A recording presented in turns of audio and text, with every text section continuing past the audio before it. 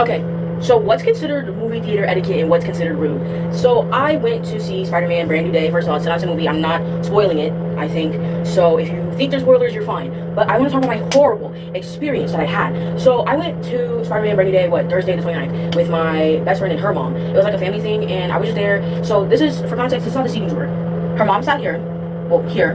She sat here, and I sat here. And beside me was an empty seat, and then there was one other seat beside the empty seat. And so the previews were done, and I'm like, oh yes, I have this seat next to me because I can't. So I'm not really a big movie theater person. Last time I really don't go to movie theaters. I went twice this year, which is a new high for me my entire life. I went to go see Devil May Cry 2 and Spider-Man. So previews are done, the lights are off, the movie started. I throw my bag into the next seat because that's what I do when there's nobody there. I throw my purse and my jacket and stuff into the next seat, and I get comfortable. And like I'm leaning uncomfortable like this, and then beginning the movie playing, bright flashlight coming from the door, and it's coming from the entrance, and it's just blinding, and it's coming up, and I'm praying in my head, please don't turn into my row. And the movie theater I'm at, it had reclining seats, and so with the reclining seats, that means we're further out than we should be because we're reclined. And so I'm reclined, I'm comfortable, I'm planning on watching a movie, I'm comfortable. He literally, so there's two ways to get up. His seat is next to mine, and so the smarter thing to do would be to go on the edge and then come all the way around to get to your seat faster. But no, he crawls across all of these people who are reclined and comfortable, and he literally bumps my feet or whatever. But that's not bad. That's literally just normal movie theater stuff.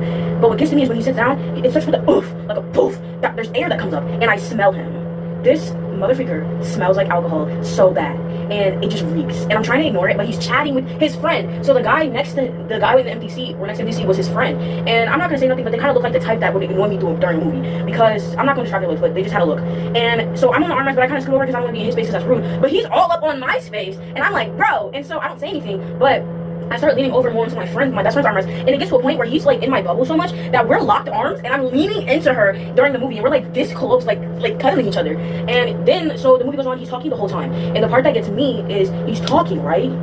Every time he speaks, I smell the alcohol, and he's loud, and I don't like, so I don't want to be a hypocrite, but I don't like when guys laugh in quiet settings, especially guys with deep voices. And it's just the simple fact that me and my best friend were laughing the whole time. It was more like no sound, and then you have him,